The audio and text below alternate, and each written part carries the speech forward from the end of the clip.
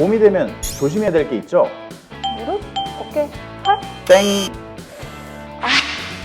그거? 봄철 산행 특히 조심하셔야 돼요. 네, 오늘의 궁금증. 발을 삐끗했는데 너무 아파요입니다. 네, 발목 염좌입니다. 전문 용어로 발목 염좌이군요. 네, 우리가 운동을 하든지 등산을 하든지 뭐 야외 활동을 많이 하다 보면은 이렇게 발목을 삐끗하는 사고가 있기 마련인데요. 이때 인대가 늘어나거나 아니면 찢어지거나 그렇게 손상된 상태를 우리가 발목 염좌라고 합니다. 네, 여성분들은 특히 하이힐 신고 가다가 이렇게 삐끗해서 다치는 경우도 많은데요. 대부분 좀 쉬면은 다시 괜찮아지는데 어떤 경우는 이제 오늘의 궁금증처럼 계속 아픈 경우가 있는데 어떻게 해야 할까요? 이게 염좌가 단계가 있어요. 1단계 염좌의 경우에는 인대가 좀 이렇게 늘어나면서 누르면은 이렇게 약한 통증이 있지만 뭐 하루가 지나면은 이렇게 붓기가 좀 없어지고 움직이는 데 크게 문제는 안 생기는 그 정도예요. 그럼 제가 아마 1도 염좌였나 봅니다. 그랬을 수도 있죠. 2도 염좌 같은 경우에는 인대가 일부 그렇게 부분적으로 좀 파열이 되기도 하고요. 발목이 심하게 붓고 이렇게 멍이 생기는 단계예요. 이때는 좀 극심한 통증이 많이 동반이 되기도 하는데요. 아마 오늘 궁금증을 보내신 분이 통증이 심하게 느껴진다면은 아마 2도 염좌일 가능성이 있다는 거죠. 이럴 때는 그러면은 집에서 혼자 참으면 안 되겠죠? 안 되죠. 병원에 가시는 게 좋습니다.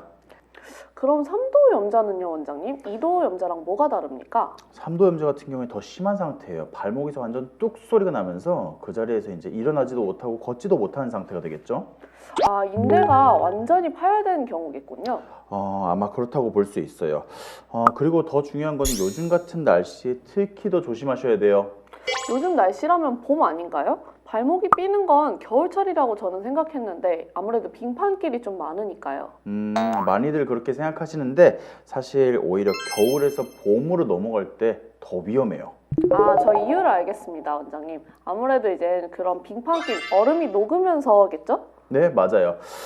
그래서 이때쯤이 되면은 산에 올라갔다가 어떻게 좀 발목을 삐끗해서 오신 분들이 굉장히 많아요. 저희가 염좌의 경도에 따라서 단순히 침치료만 해도 되는 경우도 있지만 많이 심한 경우에는 뭐 한약, 약침, 양압만 협진 치료 등 여러 가지가 좀 필요할 때가 있습니다.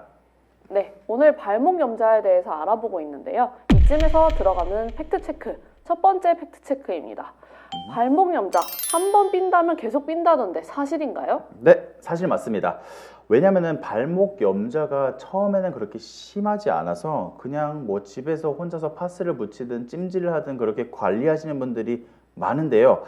통증이 없다고 치료를 제대로 하지 않은 경우에는 나중에 만성 발목 불안전증으로 발전을 할 수 있어요. 인대가 불안정한 상태로 이제 회복된 이후에도 제 역할을 결국 못하게 되는 거죠. 그렇게 되면 어떻게 되냐면은 몸에 좀 균형을 잡기도 어려워지고 잘 넘어지기 마련이에요. 결국 발목의 관절과 연골도 손상을 시킬 수 있고요.